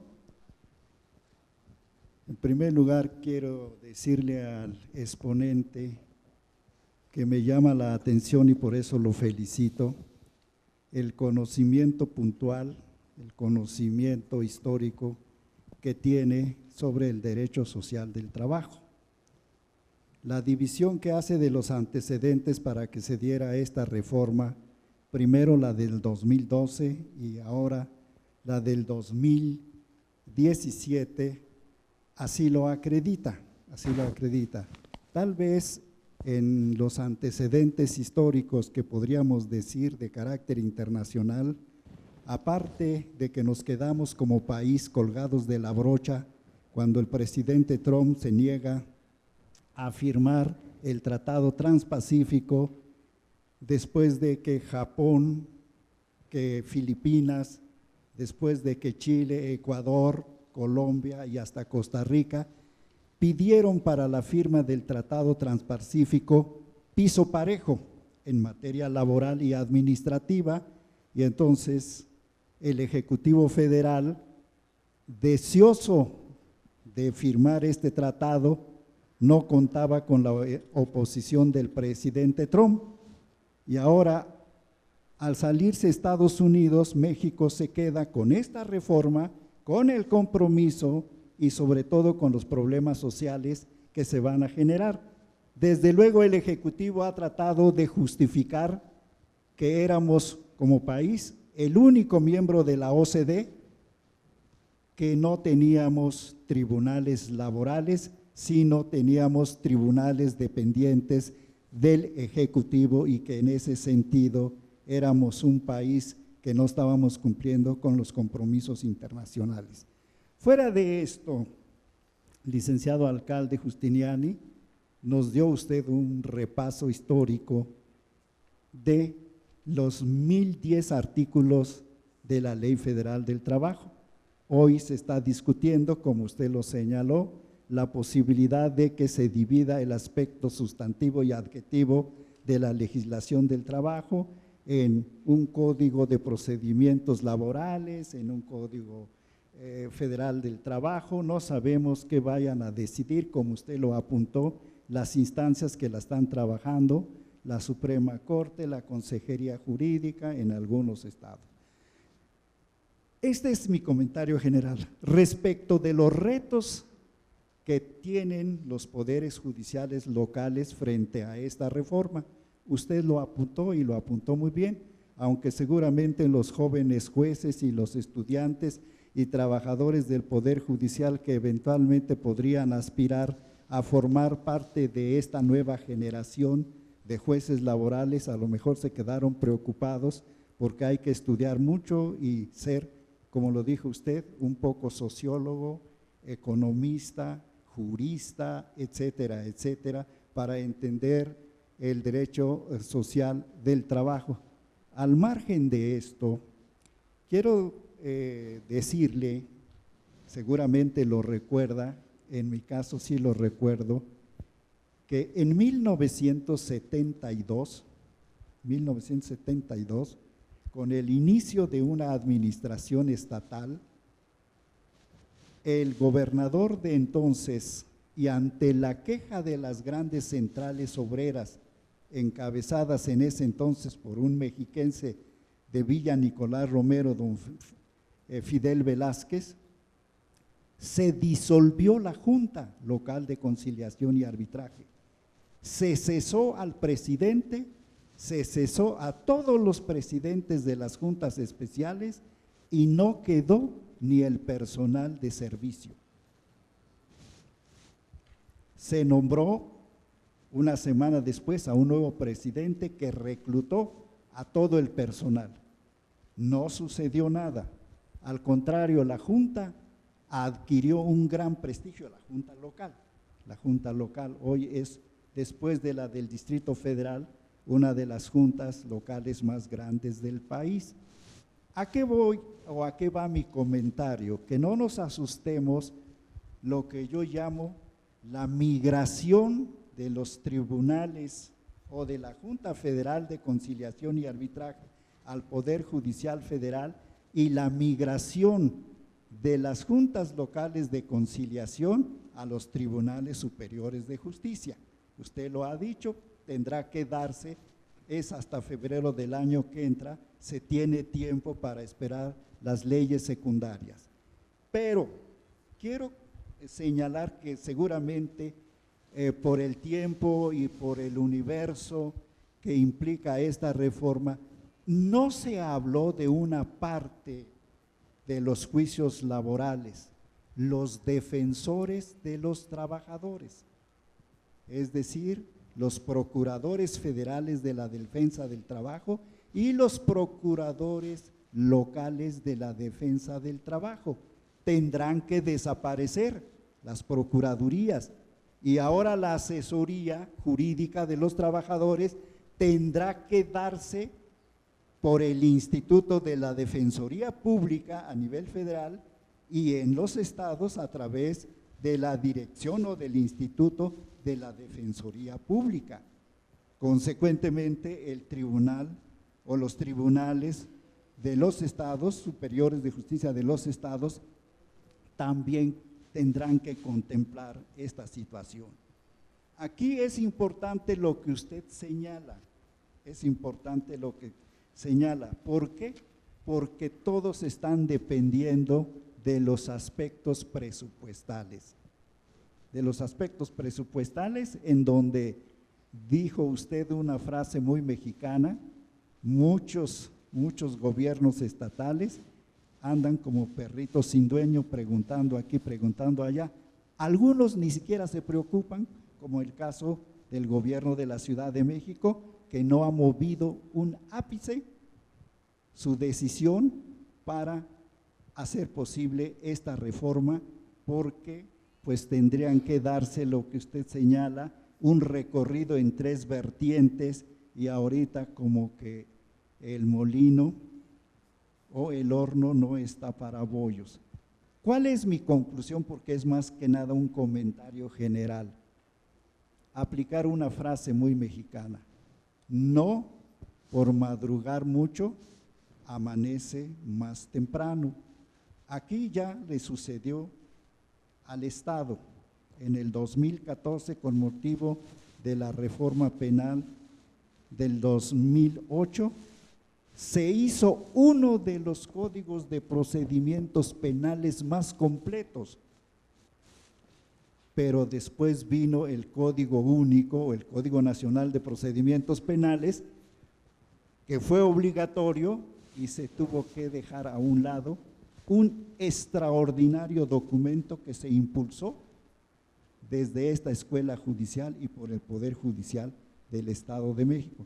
Entonces, debemos de irnos, no con pies de plomos, no, aquí no somos miedosos, ¿no?, sino que queremos hacer estos apuntamientos solamente como tales, doctor, no para otra cosa, sino para compartir a este auditorio las preocupaciones de una persona como usted, talentosa, pero sí dejo en la mesa el tema de los defensores de los trabajadores, que no podemos olvidar que deben de estar asistidos de lo que hoy se llama el abogado patrón.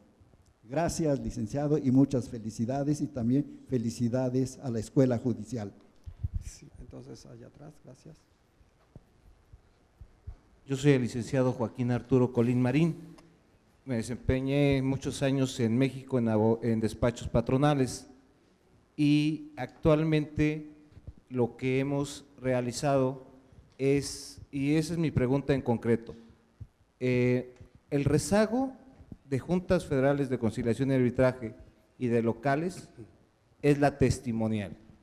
Tenemos un 97% de que los procedimientos se detienen en la prueba testimonial.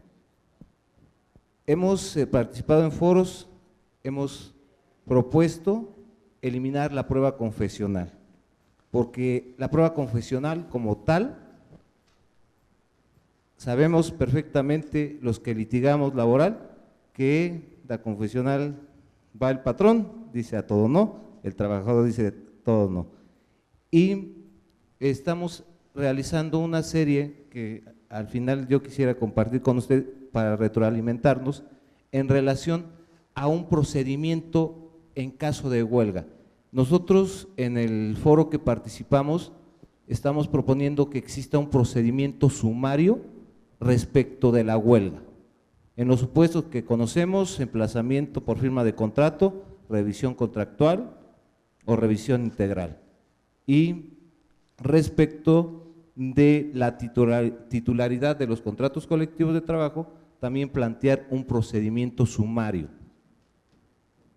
Otro aspecto que se está analizando, ver un procedimiento sumario para la declaratoria de beneficiarios, pero que sea eliminar ya, o sea, poner términos los cuales ya no se excedan para la fijación de convocatorias conforme al 501, 503 de la Ley Federal del Trabajo. Y un procedimiento sumario para la cuestión de los conflictos del seguro social. Usted sabe que las juntas 88 bis, 99 bis del Distrito Federal, bueno, de la Ciudad de México, están saturadas de los procedimientos del seguro social. Entonces, hacer un procedimiento sumario para que se determinen rápidamente los dictámenes respecto de los trabajadores por incapacidades. y un procedimiento sumario también para los conflictos de naturaleza económica. Entonces, ese es que usted, que está también dentro del foro laboral, ¿qué opinaría respecto de esos procedimientos? Porque sabemos que las juntas federales de todo el país están saturadas de afores, o sea, de demandas de afores por declaratoria de beneficiarios, por el Seguro Social, por Comisión Federal de Electricidad.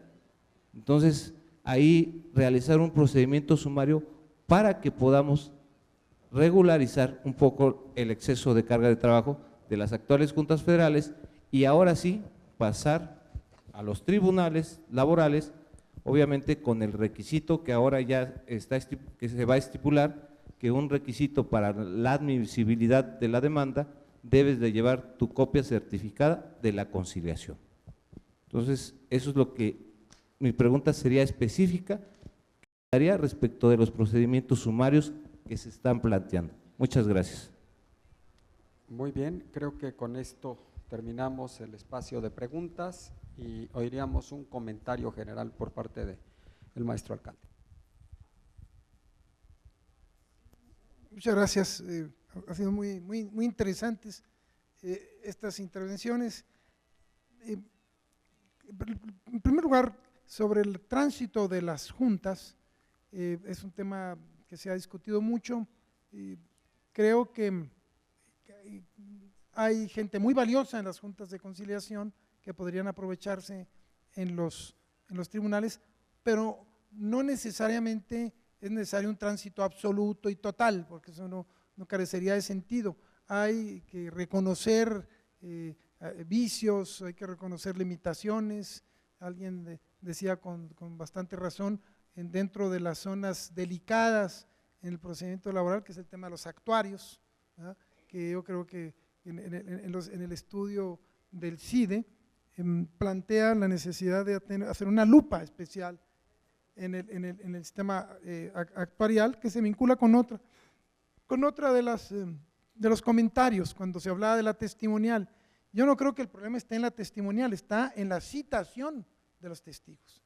¿Sí? Lo que encontró el CIDE es que uno de los factores de retraso en los juicios es la citación a la audiencia inicial de juicio, la citación a testigos y la citación a la confesional. Entonces, se reduce prácticamente al tema de la citación. En sí, el desahogo como tal de la testimonial, pues no es necesariamente un motivo de atraso, sino depende de cómo se plantea y quizá criterios sobre esto de si se pueden desahogar de manera aislada, separada, en fin, habría que analizarlo. Entonces, con relación a la gente de las juntas, yo creo que sí es una buena idea de que se aproveche la experiencia en un sistema, y seguro yo creo que esta escuela tiene tan armada ya el tema de la selección, la inducción, la integración del personal, que lo va a poner en práctica, y quien cubra estos estándares o requisitos, pues podrá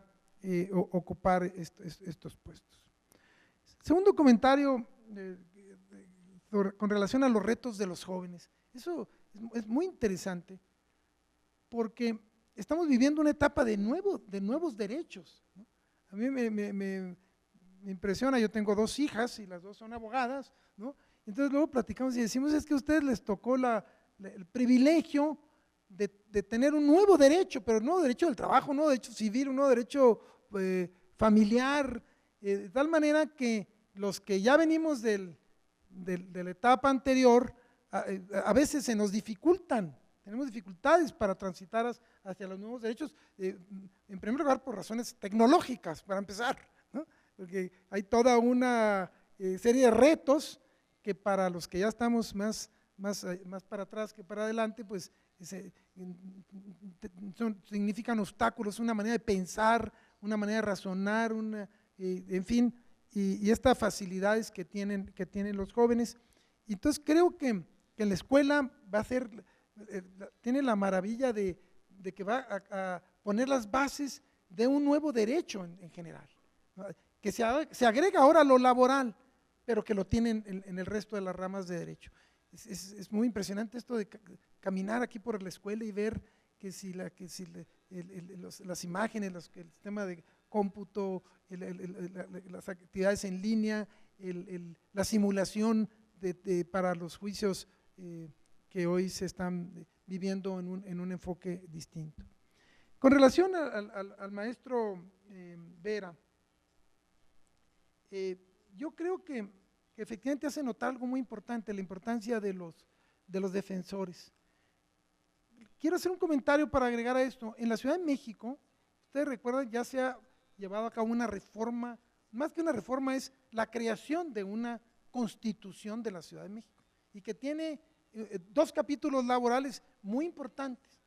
Por ejemplo, es la primera universidad en el país, la primera constitución en el país, que habla como obligación del Estado impulsar la negociación por rama de industria y cadena productiva. La primera que contempla que los empleados de confianza en el régimen del sector público tienen derecho a una relativa estabilidad en el empleo y derechos indemnizatorios, 3 meses y 20 días por año. La que plantea una especie de servicio profesional de carrera, incluso para los trabajadores de base, porque a mí me parece que eso es importantísimo, esta idea de que todos somos profesionales. Las secretarias hoy ya no son secretarias, son, por razones tecnológicas, son asistentes, no son las que toman dictados, ni que la taquigrafía greg o no greg, ni la que archivan o no archivan, sino que son profesionales en su área que requieren pues de un procedimiento de reclutamiento, selección, inducción, desarrollo y seguridad futura.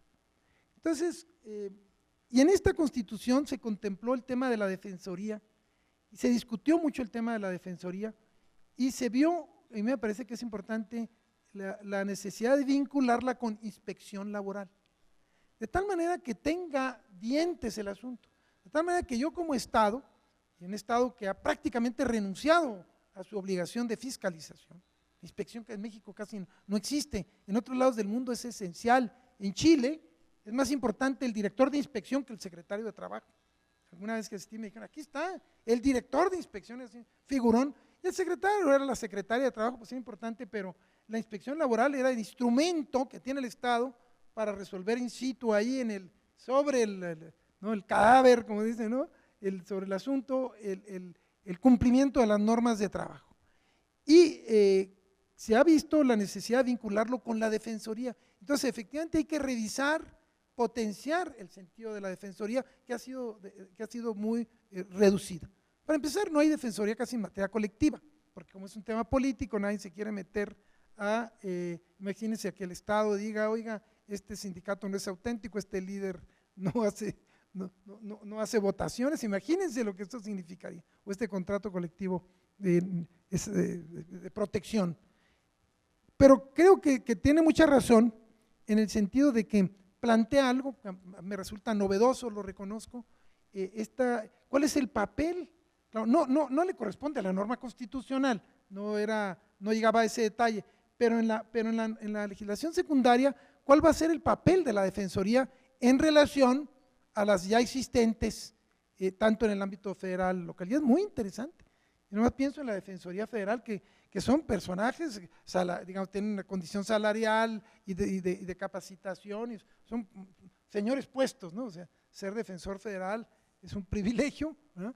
Y también obviamente en el ámbito local. Entonces va a presentarse, por ejemplo, la nueva Secretaría del Trabajo, que venga ahora, ya no va a tener registro de asociaciones, ya no va a tener conciliación, ya no va a tener las juntas.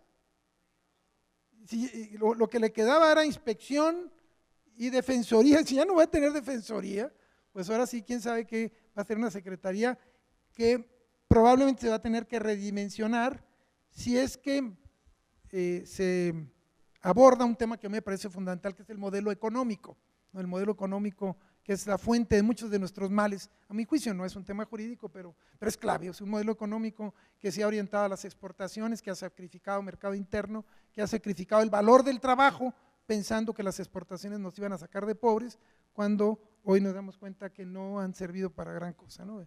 Y que han sido muy pocos los ganadores y muchos los perdedores. El hecho es que creo que sí, es muy interesante esta observación sobre la defensoría. La defensoría es una labor interesantísima. En materia penal, yo la verdad, si tuviera otra vida, me gustaría ser defensor público en materia penal, que es algo que es pues, maravilloso, es la defensa normalmente de los pobres, porque bien sabemos que los pobres son los que van a las cárceles en este país, los ricos se cuidan solos, pero bueno, el punto es que esto nos lleva al otro tema de los rezagos.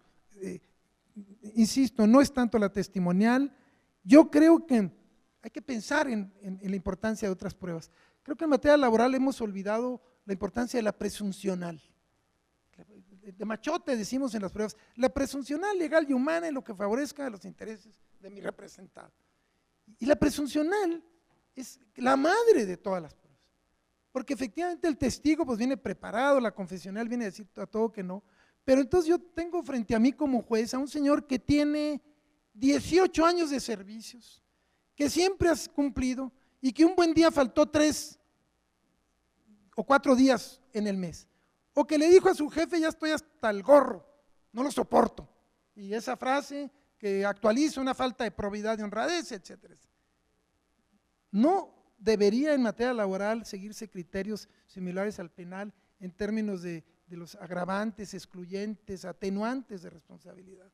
Yo si fuera juez diría, si usted tiene 18 años, aunque no esté protegido por la Ley Federal del Trabajo, que dice que son 20, que con 20 años solamente pueden ser separados por una causa grave que haga imposible la continuidad del servicio o reincidencia, creo que un buen juez, y por eso le digo que lo peor que le puede pasar a un juez es ser formalista, no hay cosa peor que un juez cuentachiles, aquí la norma dice, oiga, pero esa no me importa, lo que no está en auto no existe, hijo, bueno, eso es tremendo, ¿no? Pero bueno, el hecho es que en materia laboral es clave, creo, este sentido y este criterio para poder aplicar la norma con estas características humanas que solamente son posibles en el caso concreto.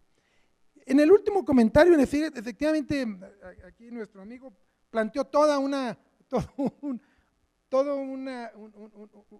agenda auténticamente de cambios muy interesantes.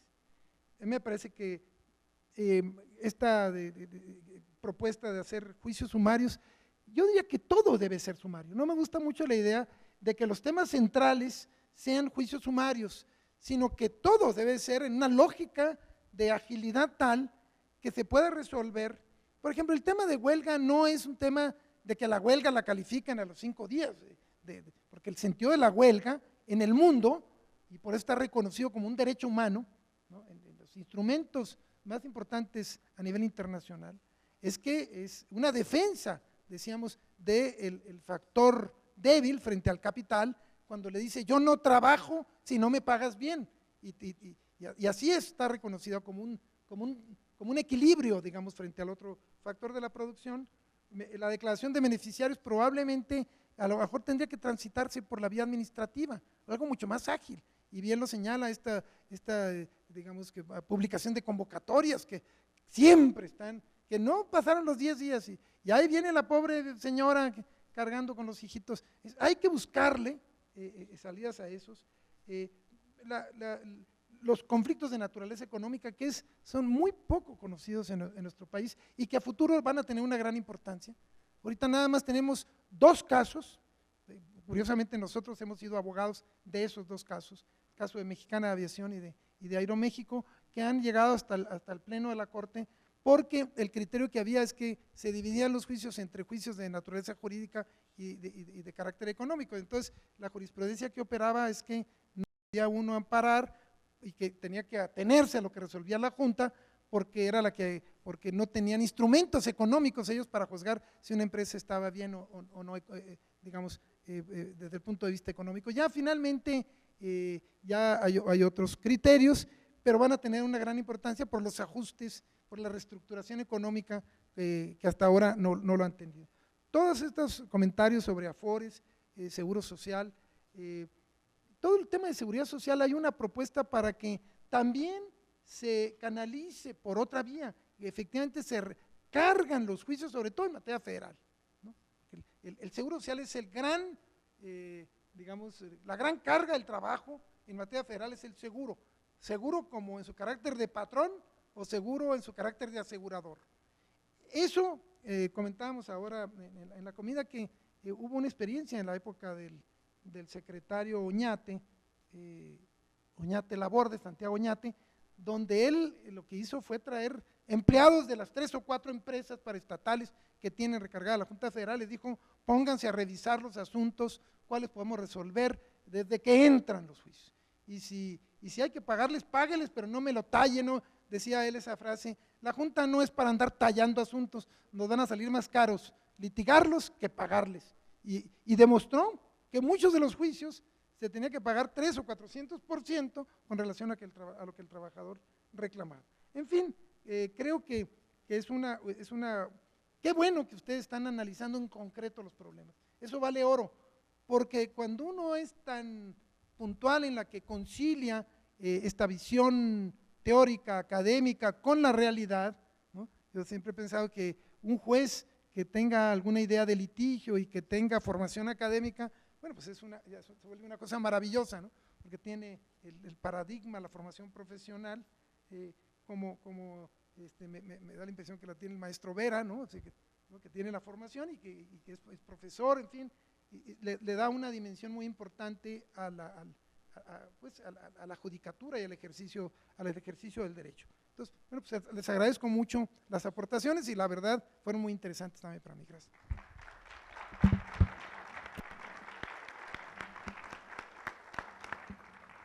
Muy bien, pues agradeciendo al licenciado Arturo Alcalde por sus palabras, le vamos a pedir al consejero Teoniel Campirán que por favor suba para que él le entregue un reconocimiento que muestra pues realmente nuestro agradecimiento por compartir sus conocimientos con nosotros y por ilustrarnos sobre estos temas que implican para el Poder Judicial del Estado de México un reto futuro importante.